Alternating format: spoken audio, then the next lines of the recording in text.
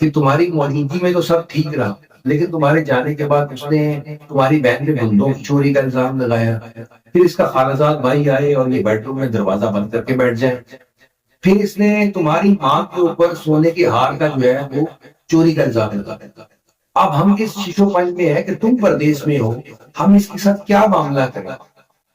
بیٹا کہتا ہے ابا جی آپ فکر نہ کریں، میں پاکستان آ رہا ہوں، میں آ کے سب کچھ خود ہی ہینڈل کروں۔ تو باپ کہتا ہے بیٹا مناسب بھی یہ کہ تم آ جاؤ۔ اب زبیر وہاں پر اپنے ایک دوست سے بات کرتا ہے جو موبائل فون کا کام کرتا ہے سعودی عرب۔ کہتا ہے یار میرے ساتھ یہ معاملہ ہے، تم مجھے مشورہ دو کہ میں کیا کروں۔ اس کا دوست اسے کہتا ہے کہ تم ایک نیا پن پیک فون لے کے آؤ فلاں کمپنی، میں تمہیں اس میں کچھ سافٹ ویئر ڈال کے دوں گا جو ہڈن ہوگا، نظر نہیں آئے گا، اور وہ اس فون کے اندر جو بھی گفتگو ہوا کرے گی وہ ساری کی ساری ایک ہڈن فولڈر میں ریکارڈ